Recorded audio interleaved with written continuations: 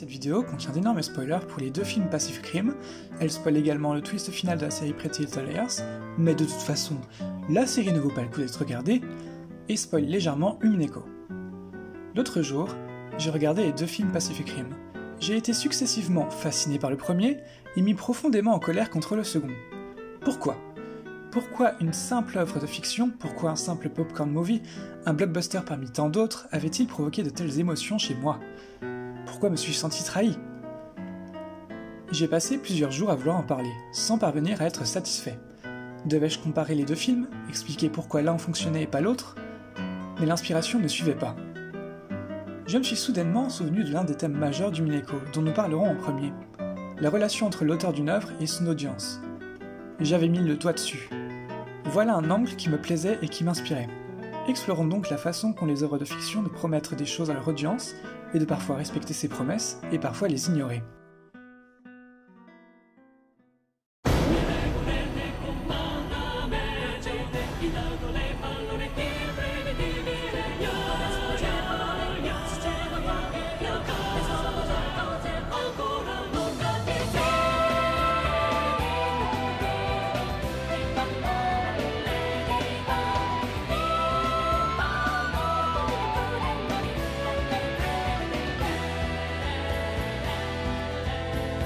Umineko est un roman visuel et sonore, sorti sur plusieurs plateformes, mais tout d'abord sur PC.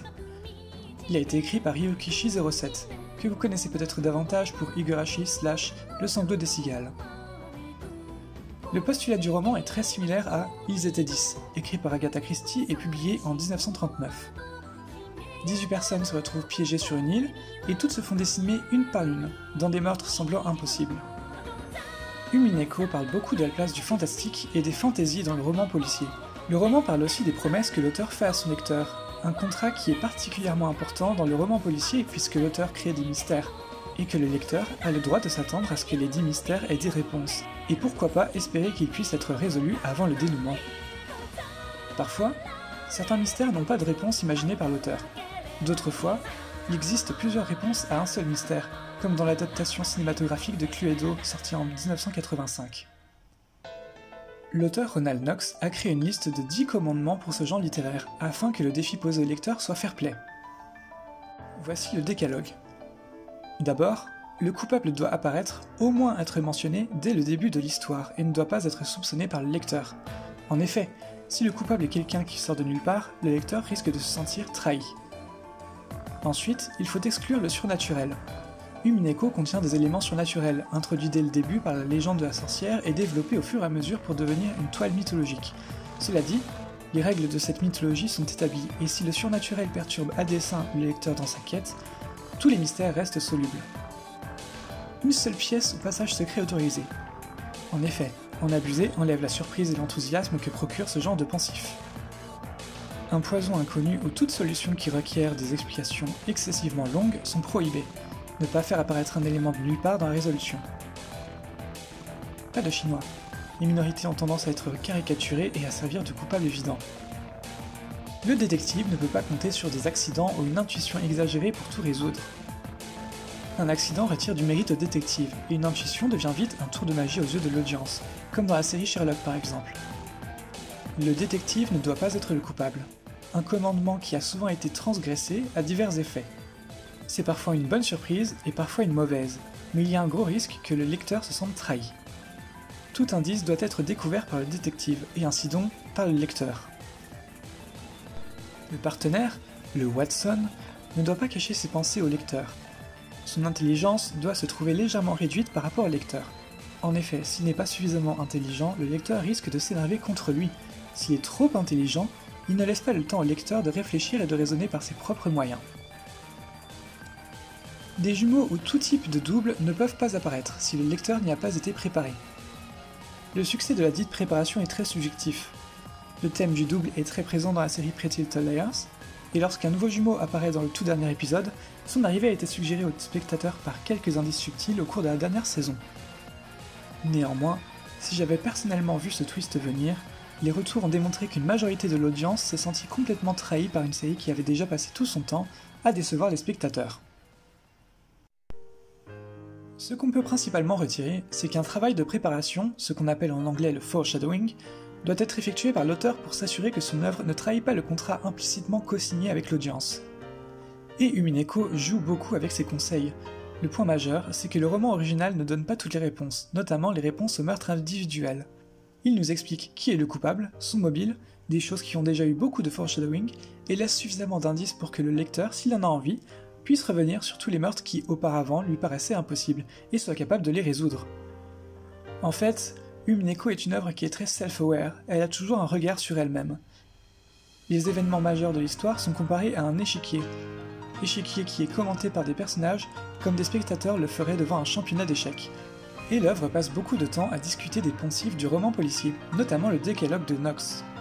Umineko sait ce qu'Umineko est, et je ne peux m'empêcher de me demander si c'est en partie grâce au fait qu'Umineko a été écrit par un auteur indépendant. Regardons maintenant la duologie des Pacific Rim, qui a tour à tour rempli son contrat, puis craché dessus avant de le piétiner.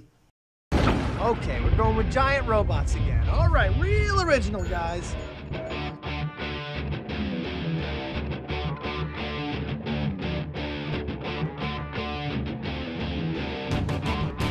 Pacific Rim a été réalisé par Guillermo del Toro. C'est un peu Evangelion à la sauce hollywoodienne. Des grands monstres, les kaiju, viennent d'une dimension parallèle pour tuer tout le monde, et les humains créent leurs propres robots, les Jaeger, pour les affronter. L'histoire est assez simple, et on peut la résumer à deux intrigues qui se déroulent en même temps. D'un côté, Raleigh et Mako sont nos deux protagonistes, et ils finissent par monter dans des Jaeger pour se débarrasser des kaiju, et du tunnel interdimensionnel qui les transporte vers la Terre. De l'autre côté, deux scientifiques essaient de les aider et apportent de l'humour au film. Pour piloter un Jaeger, il faut deux pilotes en harmonie. Ils utilisent un lien mental appelé dérive. Raleigh ne pilote plus depuis la mort de son frère et coéquipier 5 ans plus tôt. Quant à Mako, elle rêve de piloter mais elle n'a jamais eu l'autorisation. Ces deux personnages sont compatibles. Du côté des scientifiques, nous avons Herman, le savant mathématicien un peu agité, et Newton, passionné des kaiju qui passe son temps à les découper. Ce dernier a l'idée de dériver avec un cerveau de kaiju pour comprendre leur plan et trouver une faille. Cette première dérive est prometteuse, mais il a besoin d'un cerveau entier et encore frais. Il part donc en ville chercher un trafiquant d'organes qui devrait pouvoir l'aider. Newton et Herman finissent par dériver ensemble et obtenir assez d'informations pour aider Raleigh et Mako. Voilà, le scénario est simple, peu alambiqué, mais il fonctionne bien. Le vrai cœur du film, cela dit, c'est toute la place accordée aux personnages, qui ont pour beaucoup un arc personnel. Raleigh passe d'ancien pilote traumatisé à sauveur du monde, Mako arrive elle aussi à dépasser son stress post-traumatique et prouver sa valeur. Le duo père-fils Hansen parvient enfin à communiquer et à mettre la valeur l'un de l'autre. En ce qui concerne les deux geeks scientifiques, j'en parle un peu plus tard. Le film est beau non seulement dans sa construction, mais aussi dans ses visuels. Les batailles de nuit permettent au néon de Hong Kong d'illuminer et de colorer le champ de bataille. Le format d'image remplit tout l'écran comme Avatar et Avengers pour insister sur la masse des robots et des monstres. Voilà d'autres trucs cool du film, c'est pas une liste exhaustive. Au début du film, Newton passe de justesse la porte de l'ascenseur. Au milieu du film, il passe de justesse les portes d'un abri. Après la bataille de Hong Kong, il retourne chez le trafiquant d'organes et les portes s'ouvrent pour lui. Ça illustre son character development. On a aussi les parallèles entre les kaiju et les Jaeger, leur taille, leur masse. Stacker se remet à saigner du nez au même moment qu'il ordonne de réinitialiser le compteur de jours depuis la dernière attaque. Ça relie les deux éléments et ça foreshadow que sa mort va participer à l'éradication des ennemis. La chaussure, qui est d'abord celle de Mako toute jeune venant de perdre ses parents, ça symbolise la perte de son innocence ainsi qu'une renaissance. Plus tard, la chaussure du trafiquant d'organes symbolise son apparente mort et après le générique de fin, son retour. On a le sacrifice de Stacker aussi. Les plans avec Stacker sont éclairés d'un rouge vif, les plans avec Mako sont bleu vif, mais de chaque côté il y a un peu de l'autre couleur en arrière-plan. À la fin du film, on a un ciel bleu clair, c'est la première fois qu'on en voit un depuis le début, et c'est un bleu qui n'est pas agressif comme l'acide des kaiju, mais naturel.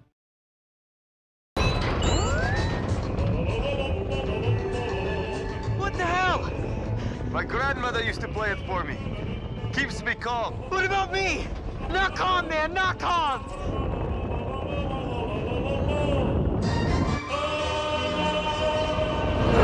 La suite, Pacific Rim Uprising, a été réalisée par Steven S. D. Knight et écrite par 4 scénaristes. Le réalisateur est loin d'avoir l'expérience et l'habileté de Del Toro. À la sortie d'Uprising, il avait écrit des épisodes de séries comme Buffy contre les vampires ou encore Daredevil. Je pourrais passer des heures à illustrer de quelle façon ce film est un échec. La cinématographie est sans intérêt, la bande-son est oubliable, et ce n'est concrètement pas un film divertissant, tout juste un fond sonore pour ne pas complètement déprimer en silence. Ce film a trahi son audience de deux façons. En tant que suite à un premier film fantastique ou tout du moins fonctionnel et divertissant, on devait pouvoir s'attendre au même niveau de qualité. On a tous l'habitude de dire qu'une suite ne sera jamais aussi bonne qu'un premier film, et c'est assez cynique et c'est une excuse pratique pour défendre des suites médiocres. Ensuite, le film se trahit lui-même, en posant des éléments sans leur donner de résolution ou même un traitement approprié. On pourrait argumenter en disant qu'il s'agit du syndrome du film du milieu, qui prépare des choses pour que le troisième film les conclue. Mais dans le cas de Pacific Rim, un troisième film n'a jamais été chose sûre, et il m'apparaît donc malhonnête de recourir à ce procédé. Ce qui nous intéresse aujourd'hui, c'est le scénario et le traitement des personnages. Le déroulement du film, contrairement à son prédécesseur, est très alambiqué. On ne sait pas trop quand le scénario commence réellement, tant ces différents éléments sont disloqués. Uprising se passe 10 ans après le premier film. Le premier élément scénaristique se centre sur une adolescente douée, qui a construit son propre Jaeger et qui se retrouve à l'armée pour développer ses compétences de dérive avec d'autres élèves officiers. Le second élément, c'est John Boyega, fils d'un personnage du premier film, impliqué dans un triangle amoureux avec Scott Eastwood et un personnage féminin qui apparaît 3 minutes dans le film. What the hell are you wearing? Jules loves it. Yeah, she told me it's nice to finally have someone with style around here. Can't blame the girl. I'm sexy. Yeah. Yeah, I don't think you belong in the Jaeger, Jake. Get on my Jaeger. I'm handsome and sexy. He is handsome, he is sexy. Le troisième élément, c'est John Boyega qui seconde Scott Eastwood pour enseigner aux élèves officiers. Le quatrième élément, qui n'arrive qu'à 24 minutes 50 du film, c'est une entreprise chinoise, Shaw Industries, qui propose de faire des Jaeger, des drones pilotés à distance pour éviter de mettre en danger la vie des soldats. Le cinquième élément, c'est Mako qui s'y oppose. Et qui meurt 12 minutes après, et c'est là que le scénario démarre vraiment. Le sixième élément, ce sont les retrouvailles entre Newton et Herman. Le septième élément, c'est le gros twist du film. Let's see. There you go. There's the problem. I'm just not feeling totally myself these days. Newton est possédé par l'ennemi depuis 10 ans à cause de ses dérives avec les kaiju, et il rouvre le tunnel interdimensionnel. Et à partir de là, alors que rien ou presque n'a été résolu, le scénario s'arrête complètement, à la moitié du film, alors qu'on a l'impression qu'il vient enfin d'avancer ou de commencer. S'ensuit une longue, laborieuse bataille sans intérêt. La fin du monde est évitée, Newton est capturé toujours possédé, et John Boyega annonce que dans le film suivant, les humains vont directement attaquer l'ennemi au lieu de se tourner les pouces pendant 10 ans. Alors, qu'est-ce qui est résolu à la fin du film? L'adolescente s'est battue avec les kaiju, le triangle amoureux n'est pas résolu, mais au contraire entretenu, John Boyega et Scott Eastwood ne se sont pas entretués, les drones sont détruits puisqu'ils étaient contrôlés par l'ennemi, mais il n'y a pas de décision finale concernant l'idée de l'entreprise chinoise, Mako est morte et c'est une façon de résoudre les choses. Le sixième élément, j'y viens, et le septième élément, le gros twist, eh bien ça ne mène pas loin. À la fin du film, Newton est toujours possédé, et puisque c'est un film hollywoodien, on a du mal à croire qu'il s'en sortirait vivant dans le troisième film hypothétique. On a vu avec le MCU que ce type de personnage a rarement le droit à une rédemption véritable. Le trope ou schéma narratif Redemption equals Death représente souvent une facilité scénaristique. Tout ça pour dire quoi au final? Talk to us a little bit. How have the next 10 years changed him leading into the events of Pacific Rim Uprising? Who's the man we get to meet in this movie? Well, he's got a fancy new job, and he's been separated from Herman Gottlieb, played by Bern Gorman. So he's kind of not himself. There's no one keeping him real, so to speak. And he misses the man that he's in love with. So he's, he's off doing a different thing, and that it's pecking away at him. It sounds like you ship it. It sounds like you ship the two of them like half the internet. People have been shipping it, but I think they're totally right, and it completely informs the character, and so it's the better way to take the characters. I'm gonna watch it again with completely new eyes. I'm you totally think about it that way. I honestly was thinking about it that way when I was acting a few of those scenes, and it's so much more interesting. So thank you to the fans for like writing along with the writers. I love that. Well, enjoy tonight. Thank you so much for chatting with us. Right, Such a pleasure. Pacific Rim Uprising a tenté de faire beaucoup de choses, et s'est planté. Les seules choses intéressantes du film sont les intrigues Shaw/Newton, le reste est parfaitement oubliable. C'est en cela que le film se trahit lui-même. Même ces deux intrigues pleines de promesses ne sont pas développées. Le premier film met un point d'honneur à afficher Newton et Herman comme un duo fusionnel. Ils ont une bonne dynamique. Dans la suite, ils passent presque tout leur temps séparés et il n'y a pas de payoff, pas de récompense émotionnelle au conflit qui se présente soudainement. Thank you, Newton. I'd hug you if I didn't have a rule about public displays of affection. It's fine. Oh, Okay, all right. If you're done groping me, let's take care of the drones, right? All right, good. Ils passent d'amis/partenaires à ennemis, et le film n'en fait rien après une très brève confrontation initiale. Pire, la dernière scène du film, où Newton est retenu prisonnier, le voit confronté à John Boyega, qui n'a aucun lien avec lui. Alors qu'une légère conclusion aurait pu être apportée en amenant Herman à la place de John Boyega. Le film dispose de bonnes idées mais n'en exploite pas le plein potentiel, et c'est frustrant. Charlie Day, l'acteur de Newton, a affirmé plusieurs fois qu'il voyait son personnage comme amoureux d'Herman, et qu'il l'a joué de cette manière, et ça se voit, et ça ajoute à leur dynamique. Si des auteurs de fanfiction sont capables d'écrire de longs chefs-d'œuvre avec ce genre de tiraillement interne chez les personnages, il est d'autant plus enrageant de voir qu'un film hollywoodien n'a pas été capable de tirer parti d'une telle tragédie. Les personnages du film affirment plusieurs fois que plus c'est grand, mieux c'est, et ça résonne vraiment comme le mantra des scénaristes. Malheureusement, à trop tenter le gargantuesque, on en oublie l'efficace simplicité qui a fait du premier film une réussite. Cela étant dit, les gens voulaient voir des robots et des monstres se castagner et c'est ce qu'ils ont eu.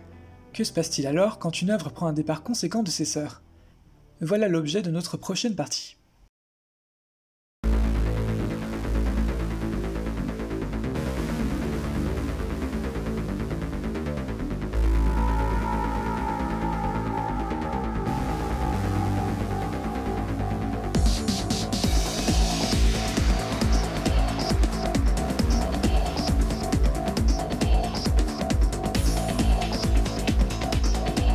Spike Chunsoft décrit la franchise des Danganronpa comme des jeux de logique et d'action rapide, mais on les décrit souvent, à tort, comme des visual novels. Le premier opus voit 15 lycéens talentueux enfermés dans une école et forcés par un ours bicolore de s'entretuer. La suite recycle la formule sur une île tropicale. Les jeux sont divisés en deux parties, vie quotidienne/enquête et procès. Le gameplay de la première partie se résume à explorer en première personne les lieux et assister à de longues séquences où les personnages bavardent. Dans la seconde partie, celle des procès, les personnages débattent pour découvrir l'identité du meurtrier et le joueur se retrouve confronté à des mini-jeux soumis à des limites de temps. Il faut parfois tirer sur une déclaration erronée avec la bonne preuve qui sert de munition, d'autres fois on joue au pendu. Les mini-jeux sont variés, plus ou moins présents et ont un petit côté arcade qui encourage à obtenir les scores parfaits. Et soudain, alors que les joueurs attendent le troisième opus d'une série qui désormais commence à sentir le réchauffer, un nouveau jeu est annoncé et chamboule le fandom. Danganronpa Another Episode. Fini l'exploration basique à la première personne, place au jeu de tir à la troisième personne. Fini la panoplie de personnages, les personnages importants se comptent cette fois-ci sur les doigts d'une main. Ce n'est même pas la suite de la trame principale, mais un jeu qui se place entre ces deux frères. Et surtout, plus de meurtres à résoudre, plus de procès. Encore aujourd'hui, les fans de la franchise ne le portent globalement pas dans leur cœur. C'est l'épisode qu'on saute, qui n'est pas important, pas intéressant, au mauvais gameplay. En résumé, ce n'est pas leur Danganronpa. On peut donc affirmer deux choses. D'abord, les créateurs de la franchise avaient rompu le contrat en proposant quelque chose qui semblait transgresser les codes de l'univers. Ensuite, les fans de la franchise détestent l'audace. Le deuxième point se vérifie tout particulièrement depuis la sortie du troisième jeu principal en 2017, mais c'est un autre sujet. Non, ce qui m'intéresse vraiment, c'est qu'en dépit de l'apparente tâche que laisse Another Episode dans la franchise, ce jeu ne représente pas une rupture des codes, mais plutôt un développement de ceux-ci et une recherche de l'innovation. Tout d'abord, on constate en se renseignant un peu que le noyau de l'équipe artistique n'a pas changé entre les deux premiers jeux et Another Episode. Le scénariste est toujours Katsusaka Kodaka, le compositeur de la bande-son est toujours Masafumi Takada, et Ruiko Matsuzaki se cherche toujours du chara-design. Ce n'est pas seulement une question d'équipe. Le contenu lui aussi s'inscrit fermement dans l'univers Danganronpa. Le scénario accorde toujours de l'importance à l'ambiguïté morale des personnages et à l'exploration des antagonistes. On rencontre plusieurs personnages liés aux autres jeux de la franchise, et les mots espoir et désespoir sont toujours répétés ad nauseam. La musique est constituée en partie de remix, comme le reste des jeux de la franchise après le 1, en se focalisant cette fois sur une touche jazz, qui sera développée en coordination avec un fil dubstep dans le jeu suivant. Visuellement, les couleurs sont toujours vives. Elles ressortent à l'écran et l'équipe s'est surpassée pour explorer les limites de la personnalité visuelle de l'univers. Le gameplay n'est pas en reste. Les cibles à abattre sont des copies de l'ours bicolore du premier opus. Il y a toujours la notion de tirer avec des cartouches de vérité / ballardis. Le côté arcade est présent une fois encore, cette fois-ci incarné par de véritables bornes d'arcade qui poussent le joueur à réfléchir sur la meilleure façon d'appréhender des séquences mi-énigmes, mi-infiltration. En résumé, tout le design du jeu s'inscrit dans la série. Mais au-delà du changement de genre, d'autres choses ont dérangé les joueurs, notamment la bizarrerie constante du jeu. Pour sauvegarder sa partie, on doit s'asseoir sur un pot pour bébé en forme de canard. Les antagonistes ont tous des traumatismes explorés à un degré qui met mal à l'aise, la partenaire de la protagoniste fantasme régulièrement sur un autre personnage, la protagoniste se retrouve tripotée par des mains cartoonesques et finit en culotte pendant une bataille spécifique.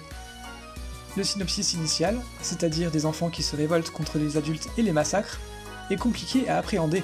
En fait, le jeu passe son temps à déranger le joueur de multiples manières, car outre l'étrangeté de l'expérience, il le confronte aussi à des dilemmes moraux et à une nuance qui jusque-là n'existait pas, et qui sera oubliée dans les opus suivants. Et fondamentalement, les fans ne jouent pas à Danganronpa pour ça, non. Ce qu'ils aiment, c'est plutôt se laisser guider par le jeu, enquêter sur la mort de leurs camarades, car les protagonistes sont presque tous dénués de personnalité, c'est l'idéal pour s'insérer dans l'histoire, et voir les meurtriers se faire exécuter de façon cruelle et pourtant ridicule. Ils recherchent une simplicité que nos épisodes ne proposent pas. S'il est clair que nos épisodes a trahi les attentes initiales des fans, peut-on vraiment dire que le contrat est rompu? Après tout, le jeu ne crache pas sur son héritage, et il fait son maximum pour à la fois référencer et entretenir la franchise. Il fait du nouveau avec l'ancien. Je pense que c'est peut-être le cas le plus subjectif présenté dans cette vidéo. En ce qui me concerne, je suis content que la franchise ait pris ses risques et je prends ce jeu non pas comme une rupture du contrat, mais plutôt comme son enrichissement, ce qui fut d'autant plus douloureux lorsque les deux œuvres suivantes ont failli à la tâche. Je pense donc qu'un créateur se doit de proposer le contenu le plus accompli possible, mais je reconnais que plus on essaie de définir ce contrat avec l'audience, plus on se heurte à notre propre subjectivité. Néanmoins, ce manque d'objectivité n'est pas un manque de valeur. Peut-être que comme moi, vous comprenez enfin pourquoi certaines œuvres vous déçoivent à un degré tel que vous avez envie de vous plaindre encore et encore sans jamais y voir de fin. Si une telle chose vous arrive, mon conseil serait de décortiquer ce que vous éprouvez et d'essayer de comprendre ce qui vous affecte tant. C'est peut-être comme ça que vous pourrez passer à autre chose, en ressentant une catharsis. Ah, c'est le moment où je suis censé vous demander de vous abonner, non? Ah, je m'en fiche, faites ce que vous voulez. Je voulais juste vous remercier d'avoir regardé jusqu'au bout. J'espère que ça vous a plu, ou au moins que ça vous a modérément diverti, contrairement à un certain film. Si vous avez des questions, ou je sais pas, des sujets que vous voulez que j'approfondisse, vous pouvez laisser un commentaire. C'est vrai que j'ai traité pas mal de choses de façon assez superficielle, mais je voulais vraiment rester un minimum centré sur le sujet. Bref, portez-vous bien.